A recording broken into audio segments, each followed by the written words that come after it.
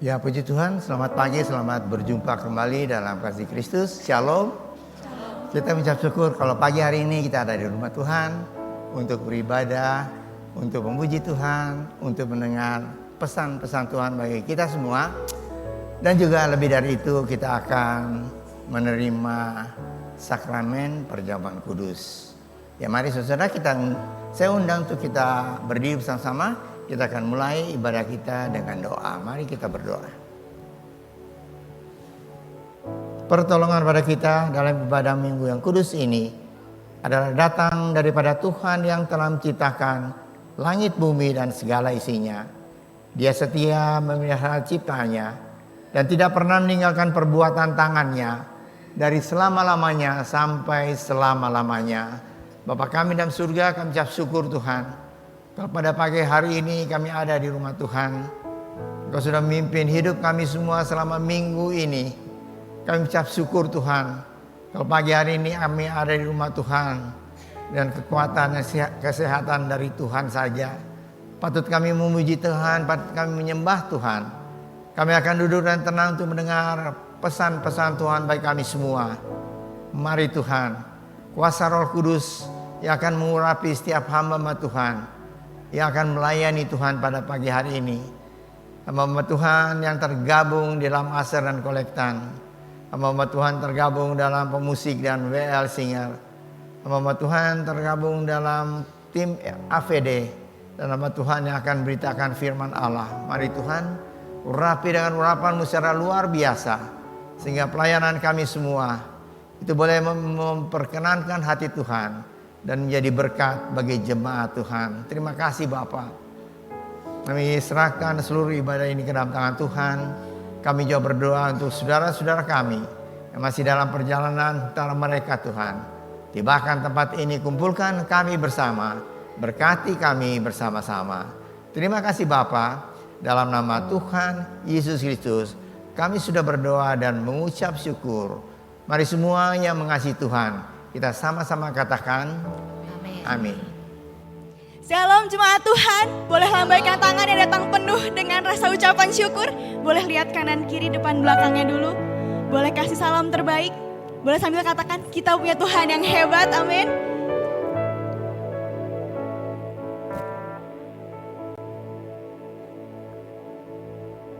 Kita sama-sama mau datang sama Tuhan.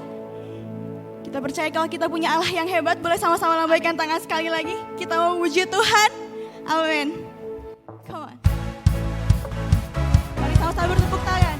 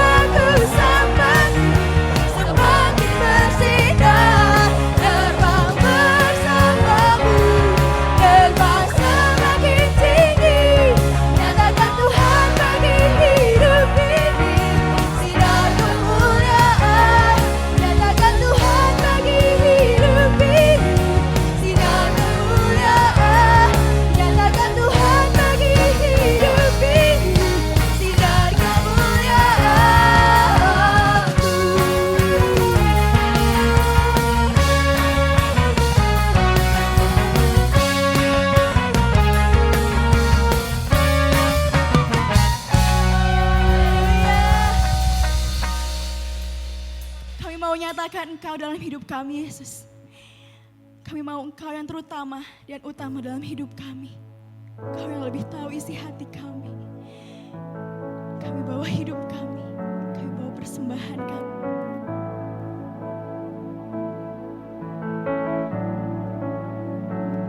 Engkau tahu di hatiku ada sejuta rindu untuk selalu bersamamu, Yesusku. Izinkan ku menyenangkan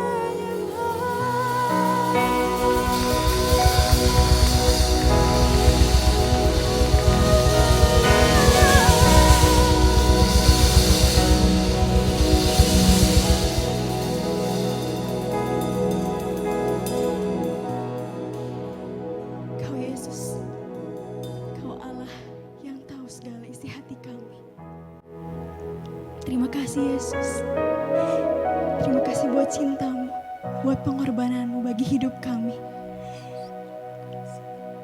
Biarkan kami berikan hati kami Tuhan hanya untuk memuji Engkau, hanya untuk menyembah Engkau seumur hidup kami. Terima kasih, pakai hidup kami untuk menjadi alatnya Engkau Yesus. Ini kami Tuhan, setiap anak-anaknya Engkau, kami bawa seluruh hidup kami ke dalam tangan-Mu. Haleluya. Kalau sebentar Tuhan, kami mau memberikan persembahan dan mengembalikan perpuluhan. Kau yang berikan kami Tuhan hati yang penuh dengan sukacita dan rasa ucapan syukur. Biar apapun yang kami berikan Tuhan yang menjadi miliknya Engkau bisa memperluas kerajaan Engkau. Kami serahkan Tuhan waktu selanjutnya ke dalam tangan-Mu. Dalam nama Tuhan Yesus, kami sudah berdoa dan mengucap syukur. Haleluya. Amin. Silakan duduk, selamat memberi.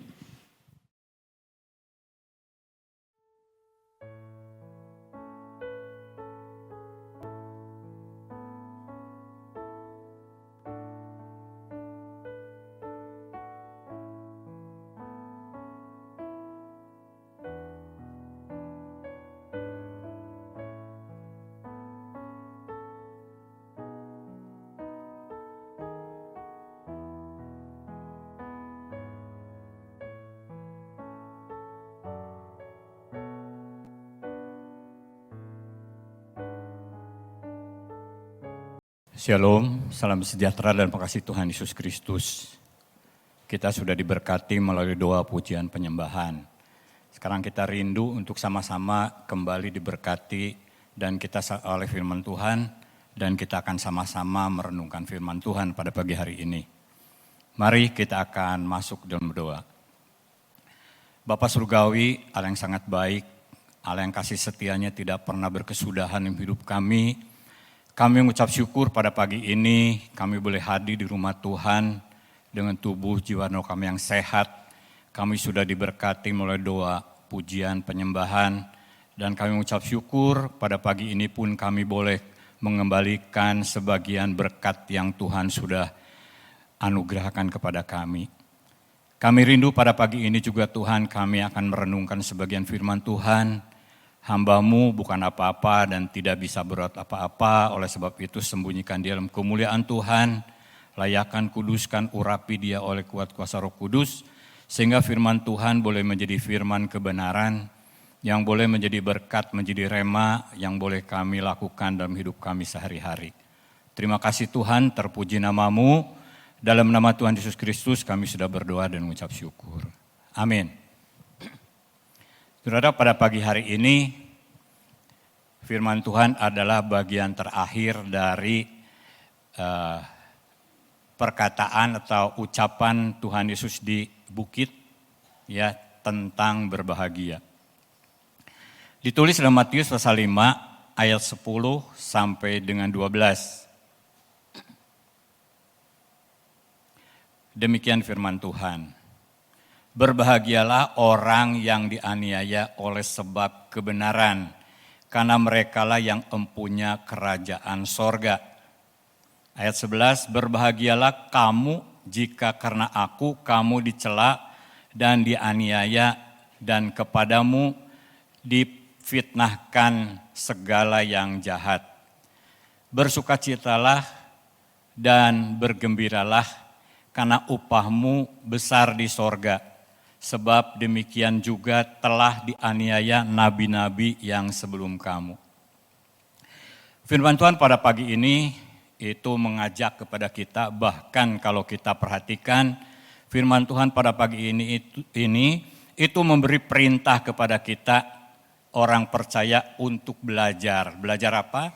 Belajar berbahagia, belajar bersukacita, belajar bergembira ketika kita mengalami penganiayaan, celaan, dan fitnah yang jahat yang diberikan kepada kita.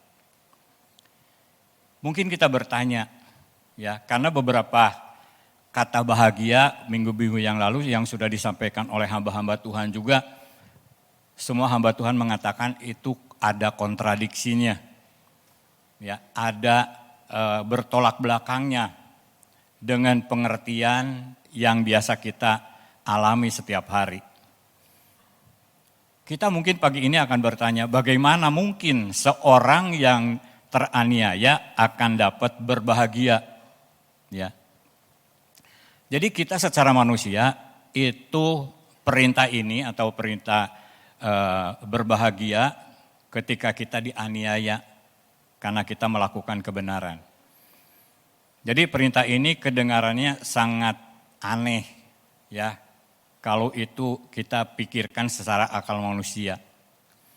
Ada kejanggalan ya, karena terjadi tolak belakang ya. Sesuatu yang tidak masuk akal kalau menurut akal manusia.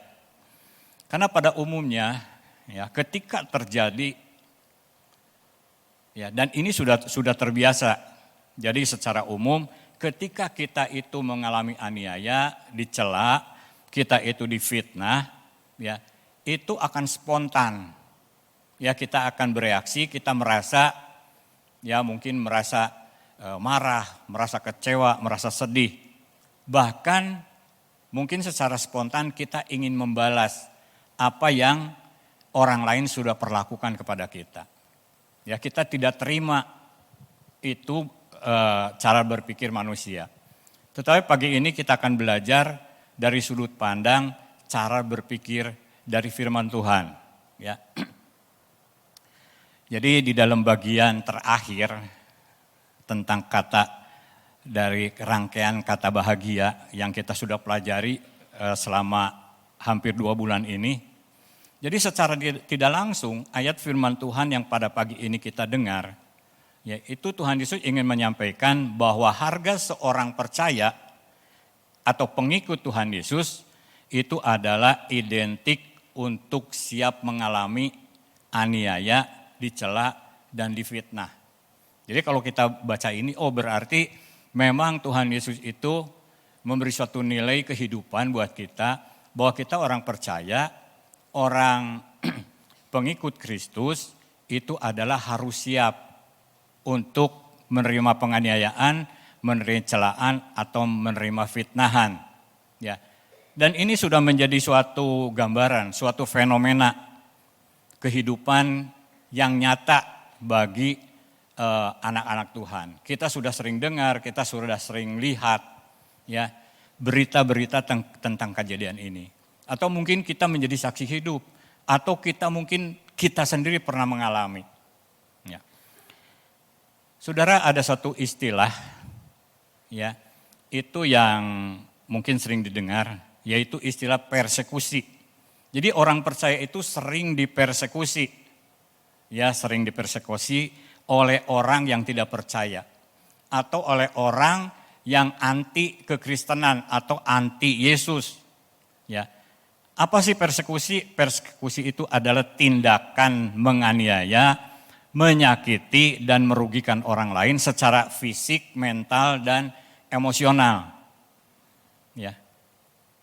Lalu dalam bentuk apa? Dalam bentuk pelecehan, penghinaan, dalam intimidasi, ancaman.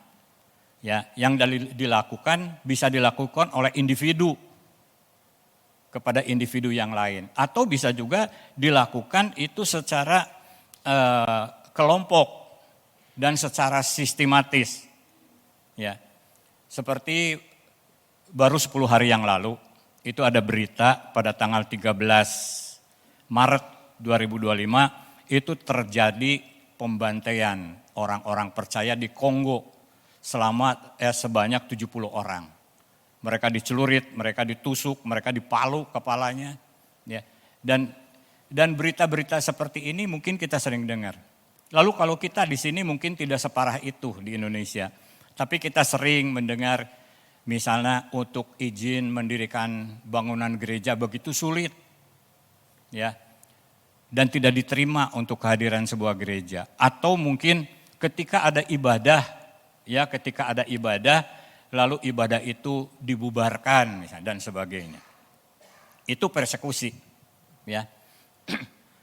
Lalu kita sebagai orang Kristen, sekarang bagaimana kita harus menyikapi realita yang kita hadapi sebagai orang percaya, sebagai pengikut Kristus. Ya. Firman Tuhan mengatakan begini, ya, Ditulis Yesus berkata kepada murid-muridnya, setiap orang yang mau mengikut aku, ia harus menyangkal dirinya, memikul salibnya dan mengikut aku. Itu ditulis dalam Matius pasal 16 ayat 24. Jadi memang kita itu sebagai anak-anak Tuhan harus belajar menyangkal diri dan memikul salib. Apa sih menyangkal diri? Ya, jadi menyangkal diri itu seperti tadi. Kalau secara respon kita ketika menerima aniaya, kita akan marah, kita akan balas. Tetapi menurut firman Tuhan, ya justru kita harus mendoakan, memberkati orang yang berbuat jahat kepada kita. Jadi dua pola pemikiran yang memang bertentangan. Menyangkal diri artinya kita melepas ya apa yang ada di sikap kita dan kita terima apa yang firman Tuhan ajarkan. Ya, jadi kita mendahulukan atau menomorsatukan, memprioritaskan firman Tuhan. Ketika kita mengalami suatu aniaya, dicela, difitnah, bagaimana harus menyikapinya? Ya, kata firman Tuhan, kita itu memang harus menyangkal diri, memikul salib, artinya terima penganiayaan itu, memikul salib. Ya, karena Tuhan izinkan terjadi seperti itu. Contohnya begini, pada tahun 2022, itu ada seorang anak namanya, seorang remaja namanya Ade Sara, itu dibunuh. Ya. Lalu persoalan ini masuk ke pengadilan dan 2 orang pembunuh ini dimasukkan ke penjara. Dan orang tua dari Ade Sara ini yaitu Subroto, nama bapaknya, dan ibunya Elizabeth. Mereka berdua datang ke penjara. Ya. Lalu apa yang dilakukan?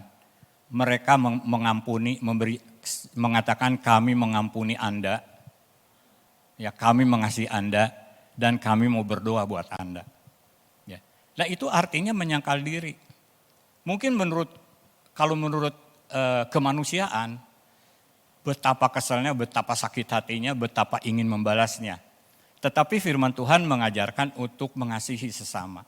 Sekalipun orang itu menyakiti kita. Ya. Lalu kedua orang tua ini mengatakan kasih itu bukan sekadar sifat. Tetapi kasih itu adalah kata kerja, bukan kata sifat. Jadi artinya ketika kita belajar kasih, itu harus dikerjakan.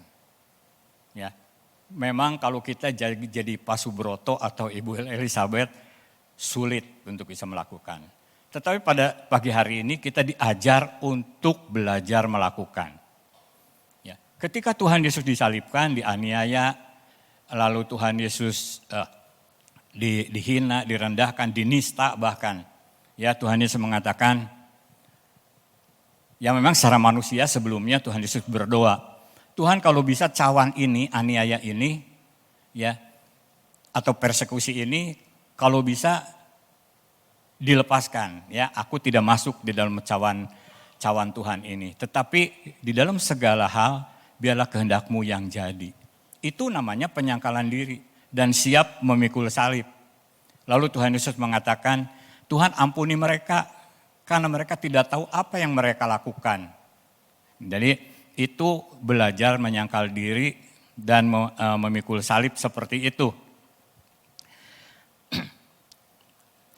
Lalu firman Tuhan mengatakan apa yang kita alami sekarang ini itu tidak seberapa dibandingkan dengan upah yang akan kita terima di dalam kerajaan sorga. Ya. Di dalam Roma pasal 8 ayat 18 dikatakan begini, sebab aku yakin bahwa penderitaan zaman sekarang ini tidak dapat dibandingkan dengan kemuliaan yang akan dinyatakan kepada kita. Ya. Jadi Tuhan mengajarkan mari kita mau belajar berbahagia ketika kita melakukan kebenaran ya, dan kita mendapatkan aniaya, dicela atau difitnah. Ya. Saudara, kalau kita lihat di dalam kitab Ibrani pasal 11 itu tentang iman. Ya, iman itu apa, lalu diberikan pengertian, lalu orang beriman itu akan gimana-gimana. Kalau kita baca ayat demi ayat itu dikatakan kita menyimpulkan bahwa orang yang beriman itu akan diberkati. Ya. Dalam arti pengertiannya dia akan punya posisi lebih baik, dia akan menerima berkat materi dan sebagainya. Tetapi di dalam ayat 13, saudara baca nanti di rumah, dalam ayat 13 dikatakan bahwa tidak semua orang seperti itu. Tapi ada orang yang diizinkan sama Tuhan ya untuk mengalami hal yang berbeda. Tuhan memberikan firman Tuhan, memberikan janji, tetapi ketika diimani, orang itu ketika masih hidup tidak mengalami janji itu. Tapi kata firman Tuhan, dia akan dari jauh, dia akan melihat dan dia akan melambai-lambai mengaminkan firman Tuhan. Contohnya apa? Yang dialami oleh Yusuf, yang Tuhan percayakan untuk jadi raja di Mesir. Tuhan berjanji kepada bangsa Israel bahwa bangsa Israel itu akan dikembalikan ke tanah Kanaan oleh Tuhan. Ya. Tetapi ketika Yusuf hidup, Yusuf tidak mengalami itu. Tetapi di dalam iman, Yusuf melihat ke depan bahwa bangsa Israel itu akan kembali ke tanah Kanaan. Lalu dia berpesan kepada bangsa Israel, nanti kalau firman Tuhan digenapi, ya dan orang Israel dikembalikan ke tanah Kanaan, bawa tulang-tulangku makamkan di sana. Ya. Jadi ada orang yang dia mengimani janji firman Tuhan, tapi sepanjang hidupnya dia tidak mengalami. Ada orang yang diizinkan seperti itu. Lalu kalau kita baca di dalam Ibrani itu, pasal 30 selanjutnya, ya itu ternyata banyak hal-hal yang kalau disimpulkan itu berbentuk penganiayaan, celaan dan fitnah. Ya, saya akan baca dan itu diizinkan Tuhan. Ya, Tuhan ingin mengatakan bahwa memang apa yang kamu derita saat ini itu tidak sebanding dengan upah yang kamu terima nanti di sorga, dengan kemuliaan yang kamu akan alami di sorga. Ya, ayat 39 mengatakan begini, Ibrani pasal 11 ayat 39. Dan mereka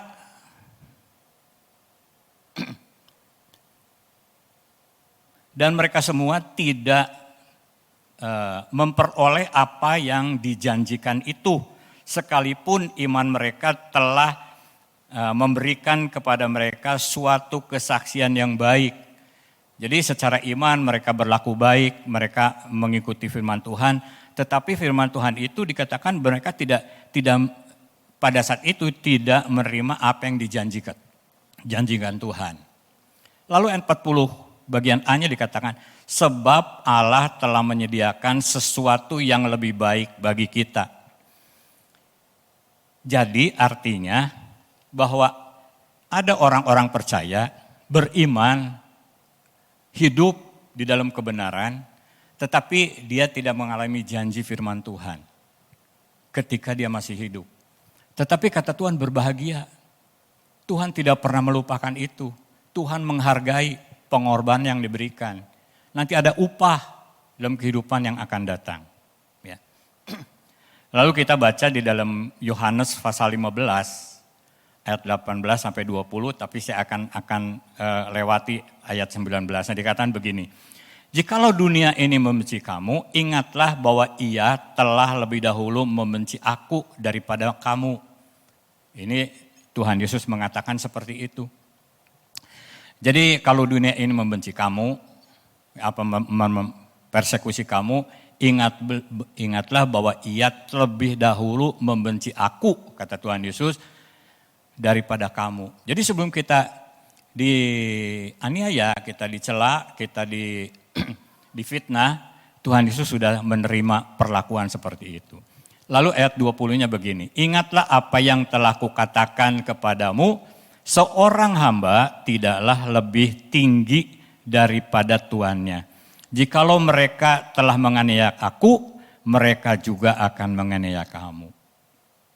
Saudara, hari ini kita perjamuan kudus. Ya. Nanti Pak Gembala akan menyampaikan arti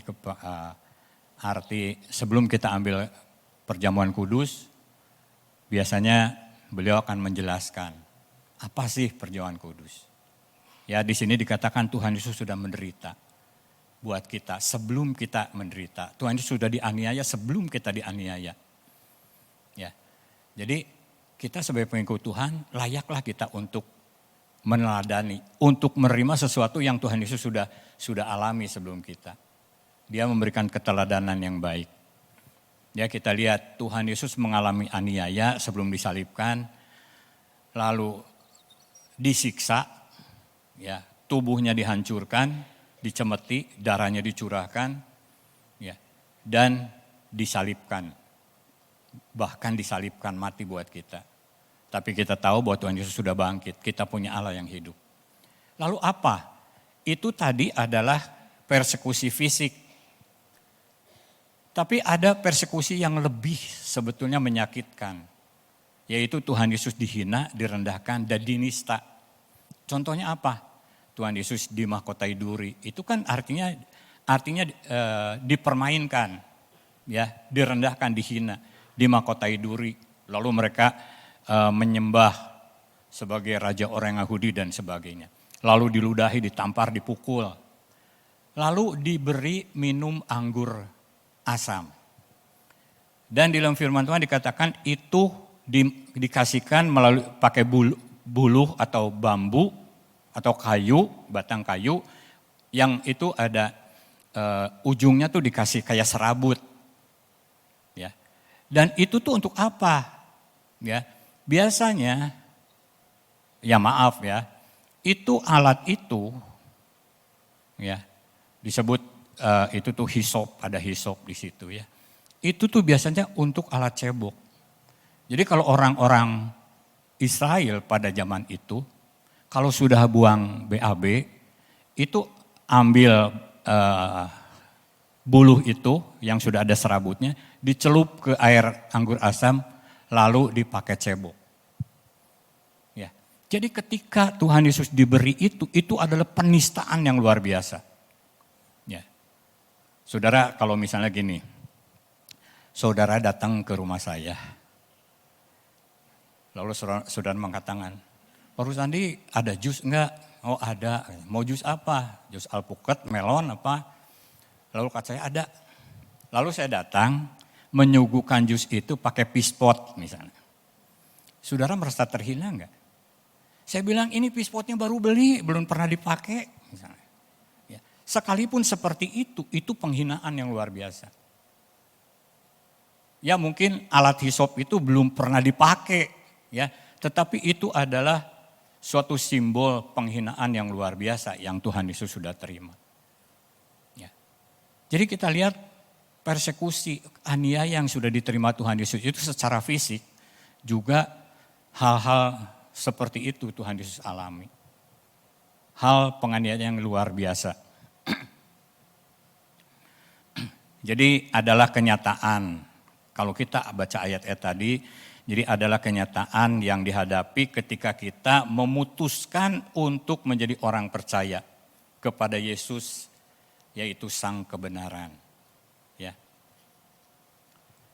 Kenapa sih terjadi seperti itu? Kata Tuhan Yesus, sebelum dunia ini membenci kamu, dunia ini membenci dulu Tuhan Yesus. Sebelum dunia ini menganiaya kamu, mereka sudah menganiaya Tuhan Yesus. Ya. Jadi apa sih kita lihat? Jadi dunia ini sebetulnya tidak menghendaki kehadiran Yesus. Dunia ini tidak menghendaki kebenaran Yesus ada di dunia ini. Jadi sehingga akan banyak kesulitan dan pergumulan buat kita orang-orang percaya. Karena memang dasarnya adalah memang kehadiran Tuhan Yesus dan kebenarannya itu tidak dikehendaki oleh dunia ini. Jadi pola pikir dunia dengan Tuhan itu berbeda. Ya, makanya terjadi seperti itu. Jadi tidak sedikit itu penganiayaan, celaan dan fitnahan yang kita sering dengar diberitakan itu ya tentang keberadaan kita karena kita melakukan kebenaran Kristus. Jadi ketika sering kita dengar berita tentang hal seperti itu, keberadaan orang-orang Kristen ya yang mengalami aniaya, celaan, fitnah. Mungkin sudah tidak asing lagi kalau kita dengar seperti itu. Karena itu sudah biasa, seperti tadi dikatakan sudah menjadi fenomena kehidupan di tengah-tengah dunia ini. Mungkin cuma bukan di Indonesia. Kalau Indonesia tadi saya katakan mungkin tidak separah seperti apa yang telah terjadi di tempat lain atau seperti di Kongo itu.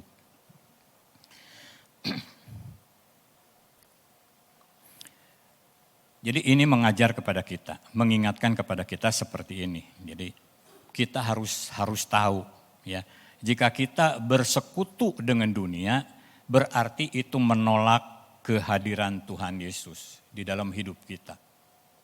Jadi kalau kita bersekutu dengan dunia berarti kita menolak kehadiran Tuhan Yesus di dalam hidup kita. Kalau kita mencintai dunia ini berarti kita berseteru dengan Tuhan Yesus. Jadi kita itu harus memilih. Jadi ketika kita sudah pilih, kita sudah putuskan kita sebagai anak Tuhan, maka konsekuensi itu harus kita siap untuk menanggungnya.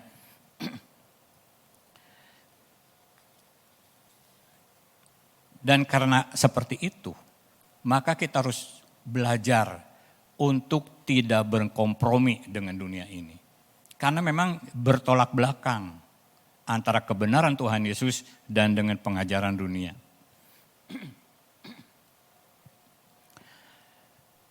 Jadi kita sebagai anak-anak Tuhan itu sebagai pengikut Kristus, kita masih hidup di dunia ini, kita mengalami tantangan yang sama. Jadi kita tidak usah berkecil hati, firman Tuhan mengatakan kita itu mengalami tantangan yang sama.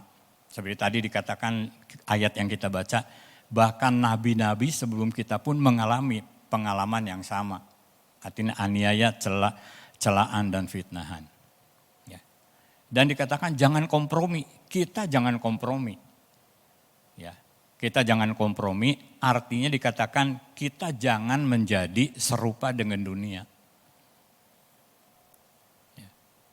Mungkin ada orang bicara, kita nggak usah terlalu fanatik lah mengikut Tuhan. Oh nggak bisa. Kita mengikut Tuhan harus fanatik. Ya, kita harus fanatik ikut Tuhan. Ketika kita memutuskan ikut Tuhan, kita tidak boleh berkompromi dengan dunia. Ya. Dan kita tidak boleh menjadi serupa dengan dunia. Seperti tertulis dalam Roma pasal 12 ayat 2 dikatakan, janganlah kamu menjadi serupa dengan dunia ini, tetapi berubahlah oleh pembaharuan budimu, sehingga kamu dapat membedakan manakah kehendak Allah, apa yang baik, yang berkenan kepada Allah dan yang sempurna. Dari awal kita sudah belajar bahwa kehendak Allah dan kehendak dunia ini berbeda. Ketika kita menyerahkan hidup kita kepada Tuhan, kita tidak hidup serupa dengan dunia, berubah, dikatakan berubah ke pembaharuan budimu. Ya, kita hidup dalam hikmat Tuhan, maka kita bisa membedakan mana yang baik, mana yang tidak baik, mana yang berkenan kepada Tuhan dan mana yang sempurna. Dari tadi saya katakan tidak bisa kompromi. Kita harus mengalami pembaharuan. Ya, kita harus memilih ya dunia atau Tuhan, itu harus pasti. Ya. Jadi kalau kita lihat, kenapa sih terjadi aniaya? Karena bagi dunia, orang yang mengikuti Tuhan Yesus itu adalah kebodohan. Ya, mungkin mereka mentertawakan kita. Ya. Seperti tertulis dalam Ayub pasal 12 ayat 4 dikatakan begini, orang yang benar, jadi orang yang hidup benar dan hidup saleh itu menjadi tertawaan. Jadi ketika kita memang memilih Tuhan Yesus, ya siap-siaplah kita ditertawakan oleh dunia ini, kita dilecehkan oleh dunia ini. Ya, tetapi itu merupakan suatu kebahagiaan karena kita sudah memilih sesuatu yang benar. Jadi memang hal itu adalah merupakan suatu harga yang harus kita bayar sebagai anak-anak Tuhan, sebagai orang percaya. Ya, apapun yang kita alami itu memang harga yang harus kita bayar. Ya. Jadi bagaimanapun dunia ini memperlakukan kita, orang percaya, mari kita tetap melakukan apa yang benar. Jadi jangan kompromi, jangan tawar-menawar. Apapun yang kita alami, yang Tuhan izinkan dalam hidup kita, ya. Mungkin saudara berpikir, kok dia mah enggak mengalami begini, kok saya mah mengalami begini ya. Gitu. Ya memang Tuhan izinkan buat kita mengalami. Memang firman Tuhan mengatakan semua juga akan mengalami. Tapi mungkin tingkat level yang Tuhan izinkan untuk setiap orang itu mungkin berbeda. Tapi kita harus tetap melakukan yang benar di hadapan Allah. Apa yang baik, apa yang berkenan kepada Tuhan, dan apa yang sempurna. Ya. Ayat tadi sudah mengajar kepada kita harus mengalami pembaharuan budi sehingga kita bisa membedakan mana yang harus kita ambil. Ya. Ketika kita ngambil keputusan, kita itu mengambil keputusan yang benar. Memang dunia ini ingin membelokkan kebenaran Injil itu dengan berbagai mungkin penganiayaan, cela, dengan fitnah, atau mungkin dengan pengajaran yang menyimpang. Ya. Sehingga orang yang mencari kebenaran itu akan tersesat. Ya, orang yang mencari kebenaran akan tersesat. Tuhan Yesus mengingatkan agar kita semakin tekun berdoa dan berjaga-jaga. Karena kita sudah sering dengar, ya hamba-hamba Tuhan menyatakan, ya berdasarkan tanda-tanda zaman, bahwa sekarang kita hidup di penghujung akhir zaman. Sebentar lagi Tuhan Yesus datang. Kita tidak tahu kapan Tuhan Yesus datang, tapi kita harus bersiap hidup di dalam kebenaran Tuhan. Ya, itu yang penting itu. Ya, orang boleh menceritakan segala macam hal, ya. Tetapi yang paling utama adalah kita tetap hidup dalam kebenaran Tuhan. Ya, kita hidup dalam kebenaran Tuhan. Karena memang dalam masa-masa seperti ini Tuhan mengajarkan supaya kita lebih tekun berdoa, lebih tekun berjaga-jaga. Karena kedatangan Tuhan Yesus yang kedua kali itu udah semakin dekat. Dan kedatangan Tuhan Yesus semakin dekat, maka kita akan mengalami aniaya, cela yang lebih dahsyat. Jadi segala sesuatu akan dilakukan oleh dunia ini untuk menjauhkan kita dari orang percaya dari kebenaran. Ya mungkin karena orang itu dianiaya, orang itu cela, lalu dia menyerah. Ya, akhirnya dia meninggalkan kebenaran. Ya. Firman Tuhan tidak mengajarkan seperti itu.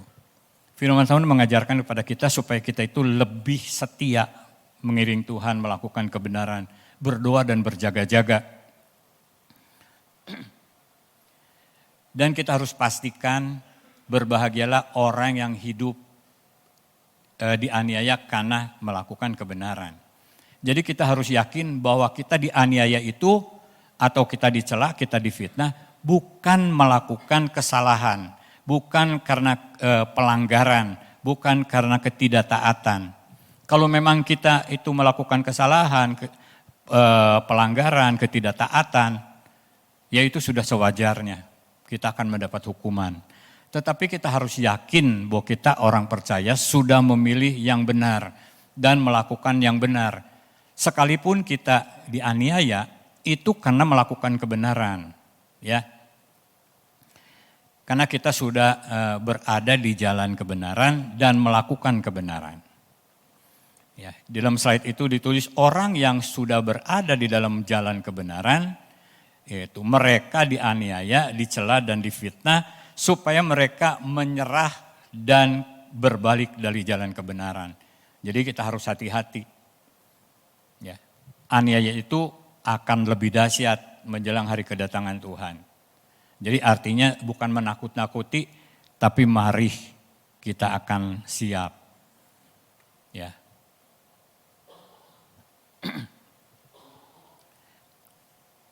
Juga firman Tuhan mengatakan kita tidak berjuang seorang diri.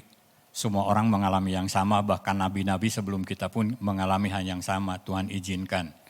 Ya, terjadi yang serupa di antara kita orang percaya. Ya.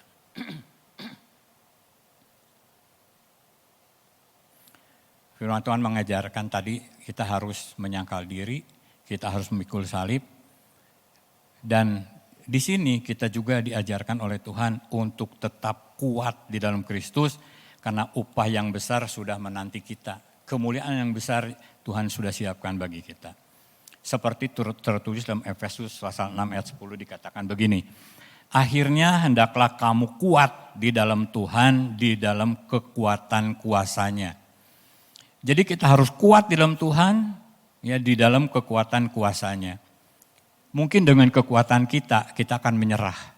Kita akan berbalik meninggalkan kebenaran. Tetapi dalam kuat kuasa Tuhan, kita akan hidup berkemenangan. Tetap kita bertahan di dalam kebenaran. Ya. Lalu di ayat yang lain dikatakan, dan kuatkan dengan segala kekuatan oleh kuasa kemuliaannya, kemuliaan Tuhan, untuk menanggung segala sesuatu dengan tekun dan sabar. Dan mengucap syukur dengan sukacita. Jadi ketika kita menanggung hal-hal itu yang Tuhan izinkan terjadi kepada kita, dikatakan dengan bersukacita. Artinya dengan gembira, dengan berbahagia kepada Bapa yang di surga yang melayakkan kamu untuk mendapat bagian dalam apa yang ditentukan untuk orang-orang kudus di dalam kerajaan terang. Jadi di sini dikatakan kita harus bergembira, menerima semua perlakuan yang tidak baik itu, ya. Karena Bapa di surga itu melayakkan kita untuk mendapat bagian di dalam kehidupan kita yang sudah ditentukan untuk kita. Apa sih Tuhan memberikan bagian di dalam hidup yang Tuhan izinkan, Tuhan tentukan buat kita, yang kita harus tetap bersukacita, berbahagia, dan bergembira? Ya. Tadi sudah jelas dikatakan, apa yang Tuhan izinkan, Tuhan perkenan terjadi dalam hidup kita. Ketika kita hidup di dunia ini sebagai orang percaya, Tuhan izinkan kita mengalami aniaya, celah, dan fitnah. Dan untuk nanti dalam kehidupan yang akan datang, apa yang Tuhan perkenankan, ketika kita sudah melewati masa-masa aniaya kehidupan di dunia ini, kita tetap berjalan dalam kebenaran dan berkemenangan di dalam Tuhan, maka bagian kita di sorga adalah upah dan kemuliaan. Jadi itu yang Tuhan perkenankan menjadi bagian hidup kita. Jadi ketika kita di sini bisa bertahan, melewati aniaya, celah dan fitnah, itu bagian kita hidup di dunia, dan bagian kita hidup di sana nanti upah yang akan kita terima. Ya. Jadi kebenaran itu kalau kita baca dalam firman Tuhan, Yesus adalah jalan kebenaran dan hidup. Jadi kebenaran itu adalah Yesus sendiri.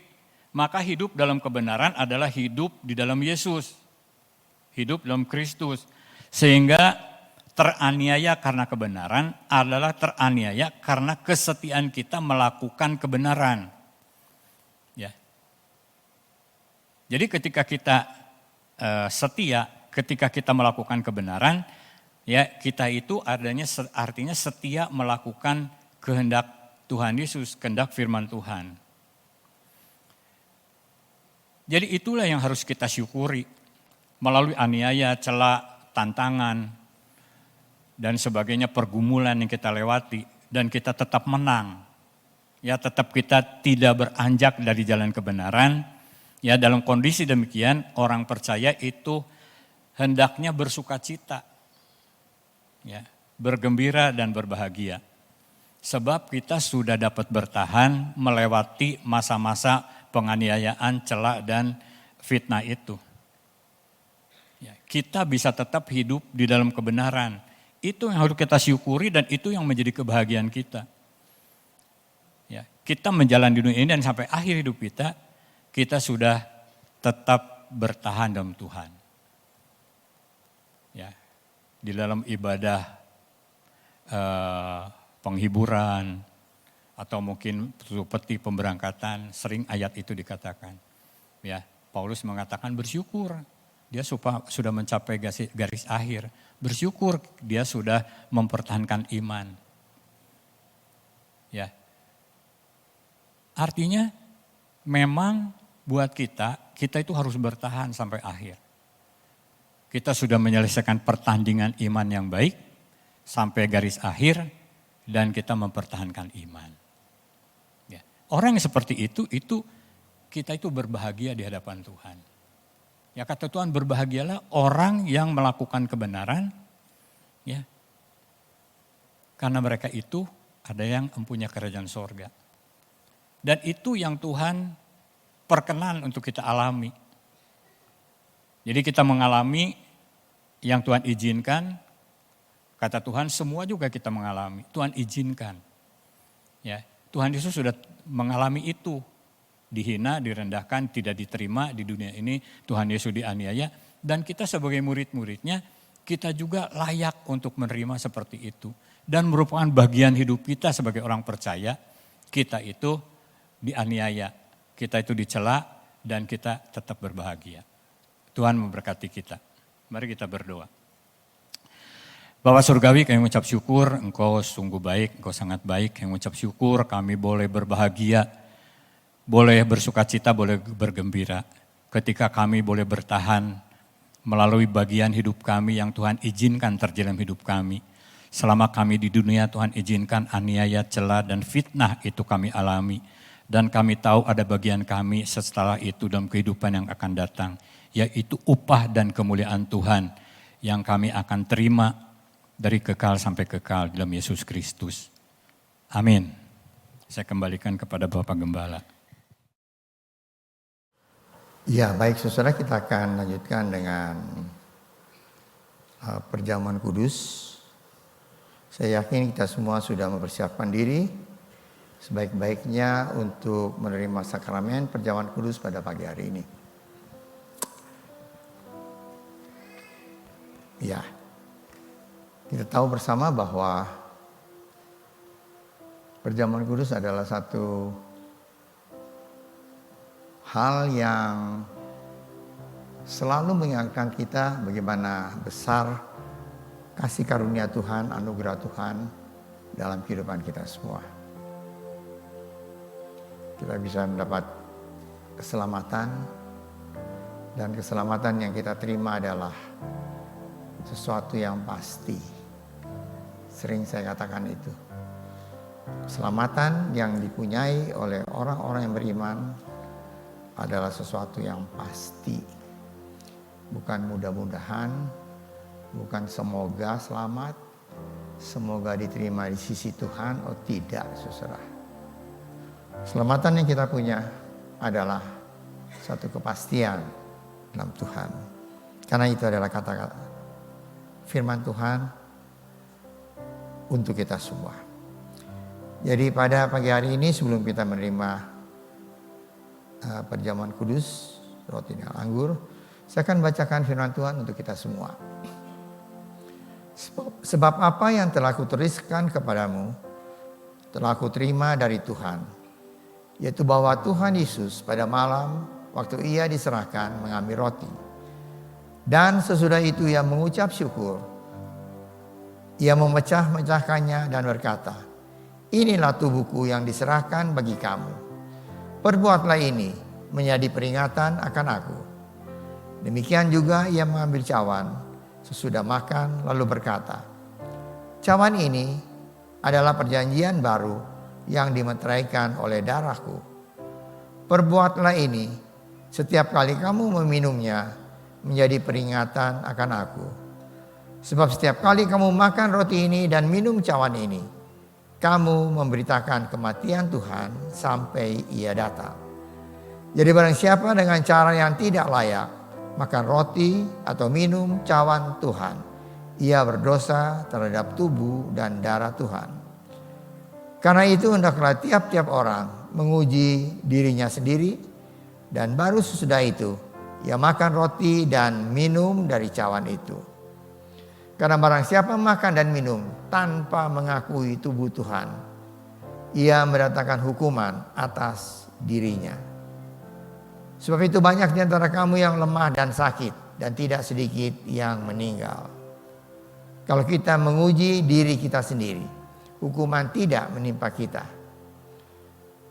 Tetapi kalau kita menerima hukuman dari Tuhan, kita dididik supaya kita tidak akan dihukum bersama-sama dengan dunia.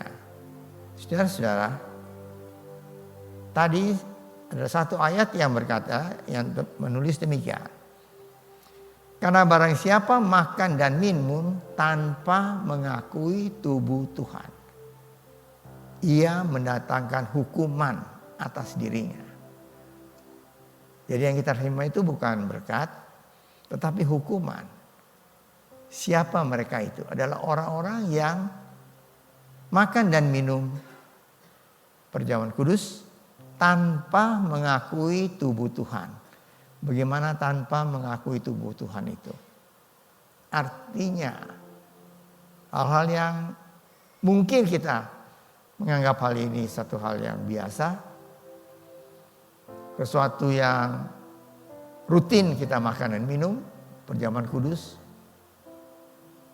Oleh sebab itu saudara, setiap kali kita akan menerima sakramen perjamuan kudus, selalu diingatkan supaya kita mempersiapkan diri untuk menerima sakramen perjamuan kudus ini. Sehingga pada saat kita menerimanya, itu tidak menjadi hukuman untuk diri kita masing-masing. Kita sudah mempersiapkan diri sebaik-baiknya. Dan sebentar kita akan makan dan minum perjamuan kudus bersama-sama.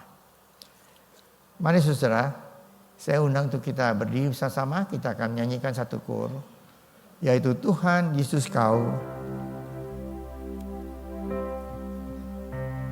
Dan kita akan masuk dengan dalam doa, dan Ibu Gembala akan bawa kita dalam doa.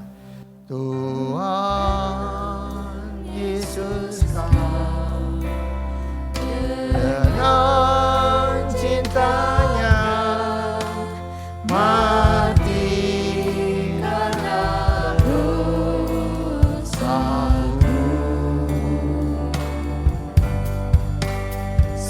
supaya saya percaya Dia dan hidup sampai selamanya. Mari kita berdoa. Bapa kami yang kami kenal dan kami sembah di dalam nama Tuhan Yesus Kristus.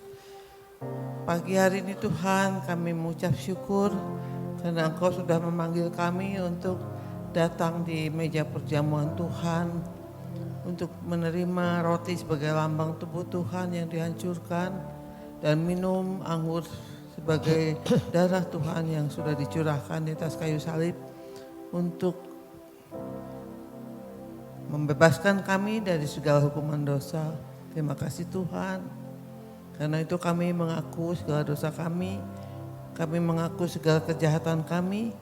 Karena firman Tuhan mengatakan kalau kami tetap mengakui segala dosa kami, Engkau adalah Allah yang setia dan adil, yang akan mengampuni segala dosa kami dan menyucikan kami dari segala kejahatan. Terima kasih Bapa, terima kasih Tuhan karena Engkau sudah rela mati di atas kayu salib untuk menebus segala dosa kami.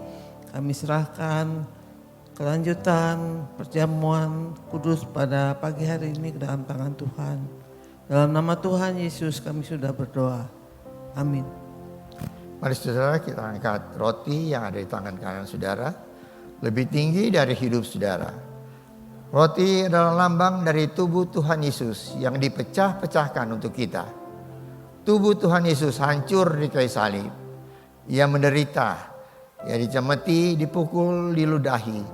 Semuanya diterima karena Dia amat mengasihi saudara dan saya.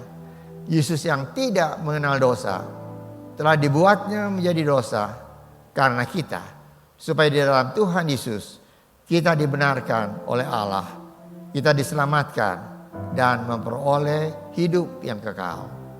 Dan oleh bilur-bilurnya segala penyakit kita telah disembuhkan. Dan ketika mereka sedang makan, Yesus mengambil roti, mengucap berkat atasnya, memecah-mecahkannya, lalu memberikannya kepada murid-muridnya dan berkata, ambillah, makanlah, inilah tubuhku yang diserahkan bagi kamu. Perbuatlah ini menjadi peringatan akan daku. Bukankah roti yang kita pecah-pecahkan adalah persekutuan dengan tubuh Kristus? Marilah kita makan bersama-sama dalam nama Tuhan Yesus Kristus. Amin.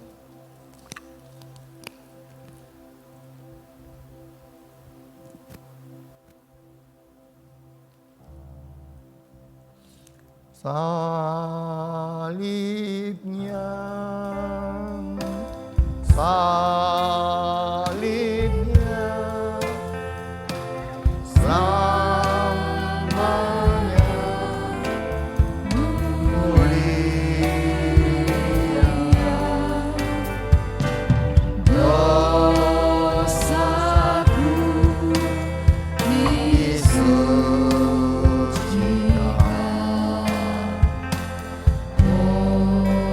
oleh darah Yesus. Mari saudara angkat cawan yang berisi anggur di tangan kanan saudara, lebih tinggi dari hidup saudara. Cawan anggur ini adalah lambang darah Yesus yang tercurah untuk menyucikan segala dosa kita. Bagaimana besar, berat dan hitamnya dosa kita. Darah Yesus sudah menyucikan kita dari segala dosa, dan jika kita mengaku dosa kita, maka Ia adalah setia dan adil dan akan mengampuni segala dosa kita dan menyucikan kita dari segala kejahatan. Kita dibenarkan, kita dikuduskan di dalam Kristus dan diangkat menjadi anak-Nya. Sesudah makan ia mengambil cawan, mengucap syukur lalu memberikan kepada mereka dan berkata, "Cawan ini adalah perjanjian baru yang dimeteraikan oleh darahku. Minumlah kamu semua, sebab inilah darahku, darah perjanjian yang ditumpahkan bagi banyak orang untuk pengampunan dosa. Perbuatlah ini setiap kali kamu meminumnya menjadi peringatan akan daku. Bukankah cawan pengucapan syukur yang atasnya kita ucapkan syukur adalah persekutuan dengan darah Kristus? Marilah kita minum bersama-sama dalam nama Tuhan Yesus Kristus. Amin.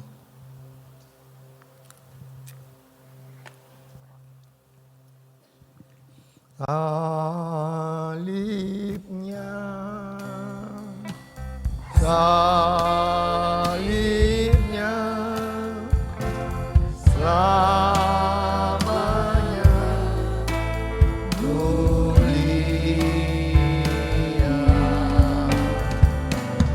Dosaku disucikan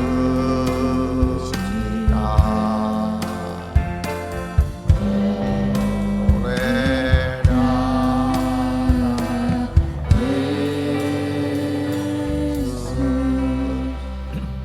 Mari saudara kita mengucap syukur pada Tuhan atas berkat Tuhan, kasih Tuhan yang begitu besar dalam kehidupan kita semua. Mari kita berdoa. Bapa kami di surga, terima kasih Tuhan. Kami ucap syukur untuk berkat Tuhan yang begitu besar. Anugerah Tuhan yang begitu besar yang sudah kami terima dalam kehidupan kami. Sehingga kami boleh menjadi orang-orang yang percaya dan sudah diselamatkan oleh Tuhan. Terima kasih Bapak. Roti dan anggur sudah kami makan dan minum. Sudah bersatu dalam tubuh kami dan kami percaya. Apabila ada di antara kami yang datang dengan tubuh yang sakit, kami pulang sudah disembuhkan oleh Tuhan. Kalau kami datang dengan hati yang susah, kami pulang sudah dihibur oleh Tuhan. Kalau kami datang dengan tubuh yang lemah, kami pulang sudah dikuatkan oleh Tuhan. Terima kasih Bapak untuk berkat Tuhan bagi kami semua. Kami ucap syukur karena segala sesuatu yang Tuhan berikan kepada kami semua, itu di luar apa yang kami dapat pikir, kami dapat duga, itu Engkau berikan Tuhan. Engkau anugerahkan kepada kami semua. Terima kasih Bapa untuk berkat Tuhan bagi kami semua.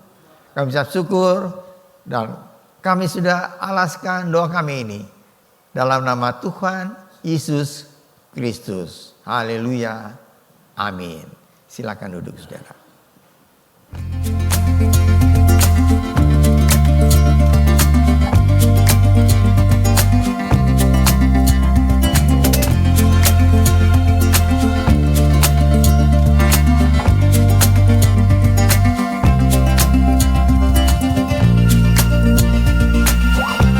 Shalom saudara, selamat hari Minggu. Kita kembali lagi untuk bersekutu, memuji, dan menyembah Tuhan.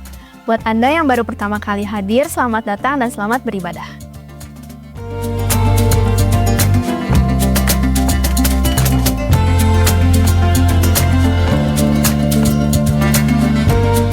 Selama bulan Maret, kita masih akan memaknai ucapan bahagia yang diajarkan oleh Yesus Kristus.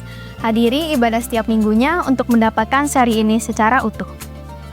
Mari bergabung dalam kelompok kecil Sharon, belajar lebih dalam dengan Biblical Night dan Pastor Corner. Hadiri juga ibadah tengah minggu. Tuhan Yesus memberkati kita semua.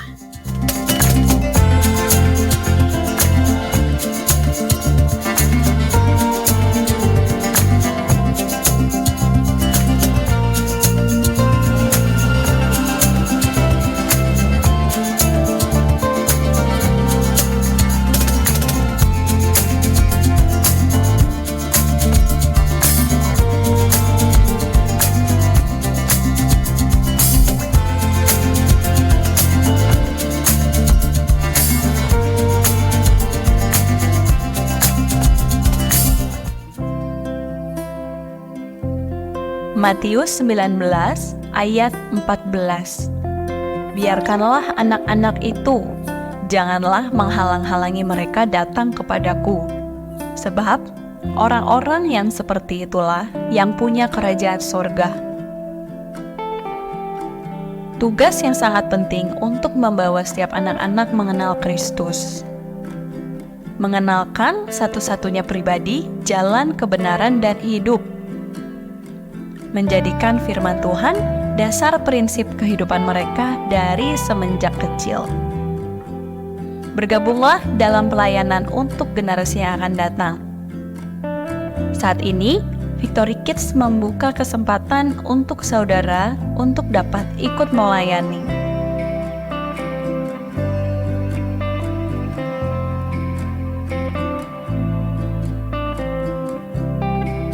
Bergabunglah menjadi guru pengajar, guru pendamping, dan tim perlengkapan. Untuk bergabung, saudara dapat menghubungi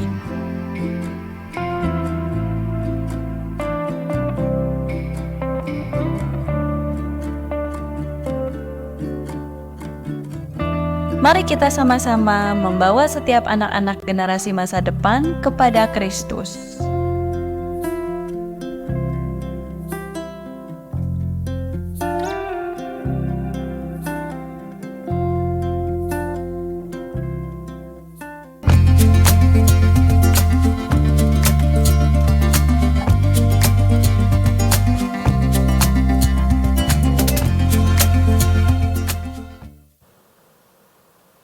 Baik saudara, sebelum kita akan menutup ibadah kita dengan doa, ada dua pengumuman penting yang perlu saya sampaikan.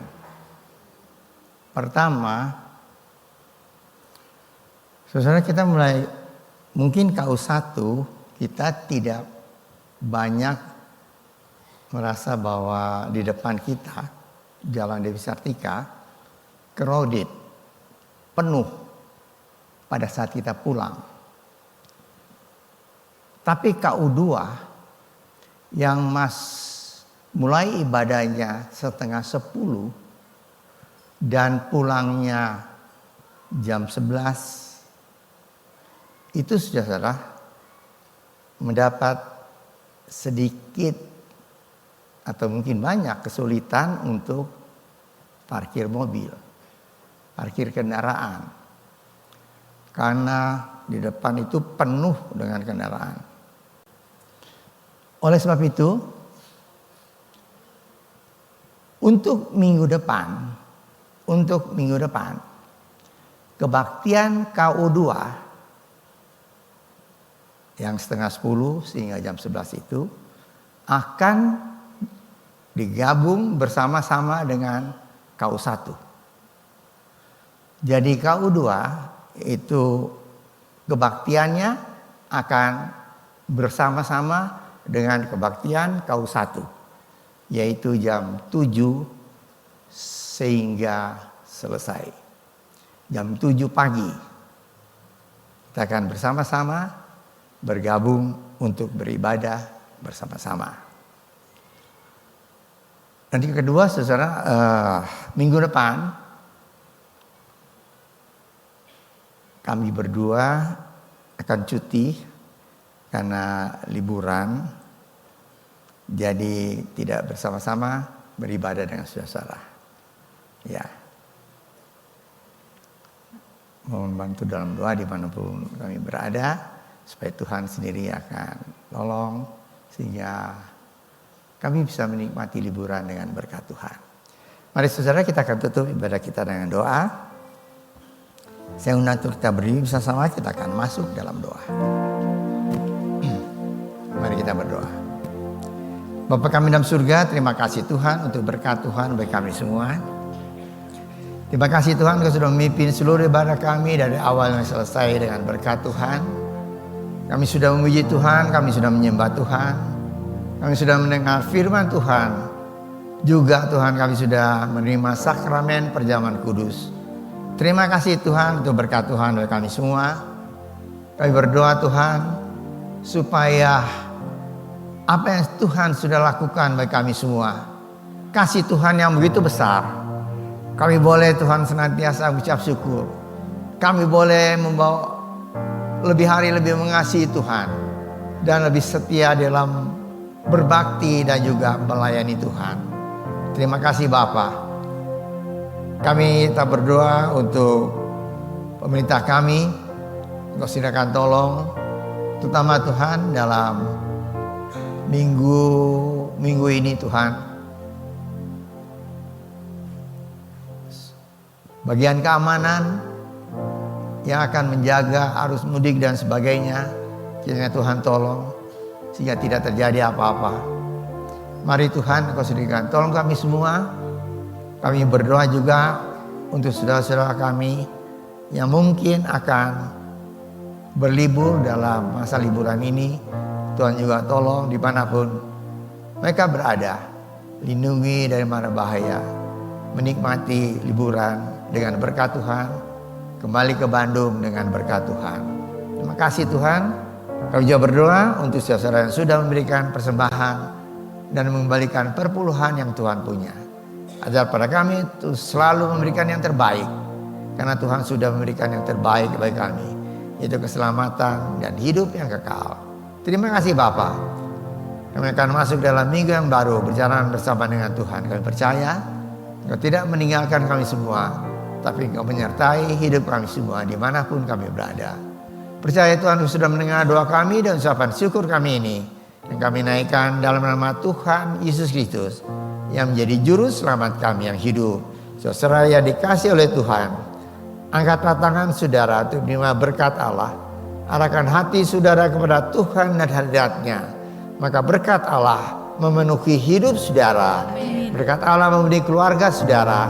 Berkat Allah memenuhi kesehatan saudara. Berkat Allah memenuhi pekerjaan saudara. Dan jadilah berkat dimanapun saudara berada.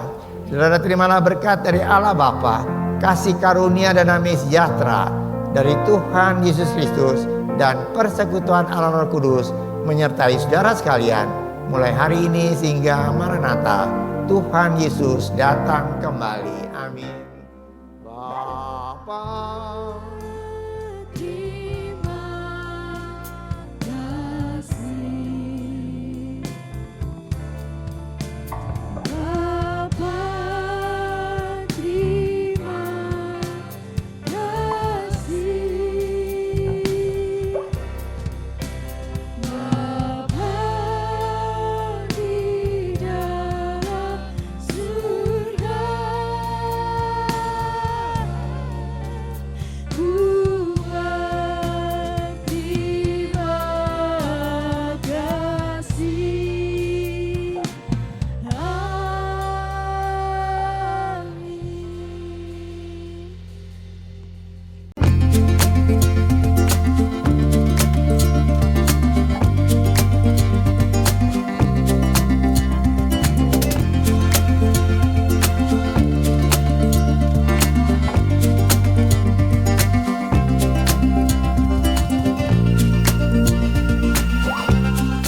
saudara, selamat hari Minggu. Kita kembali lagi untuk bersekutu, memuji, dan menyembah Tuhan. Buat Anda yang baru pertama kali hadir, selamat datang dan selamat beribadah.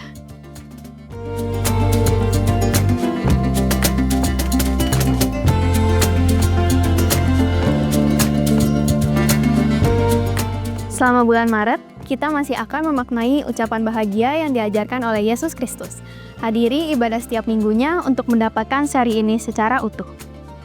Mari bergabung dalam kelompok kecil Sharon, belajar lebih dalam dengan Biblical Night dan Pastor Turner. Hadiri juga ibadah tengah minggu. Tuhan Yesus memberkati kita semua.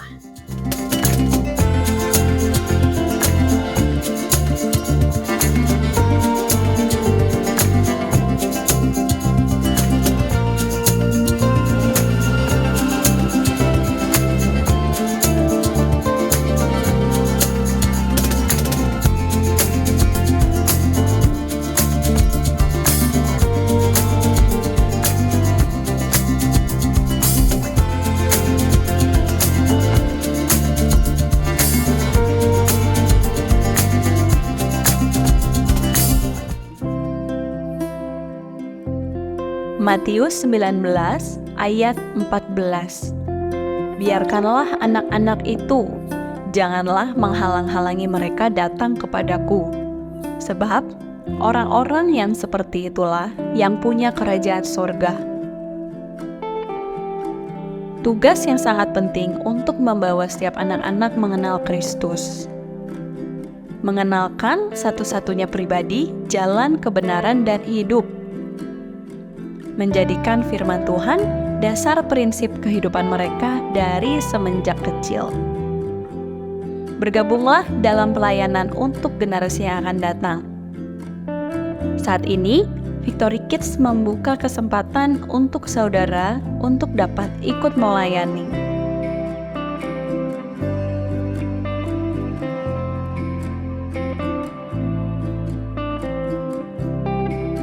Bergabunglah menjadi guru pengajar, guru pendamping, dan tim perlengkapan. Untuk bergabung, saudara dapat menghubungi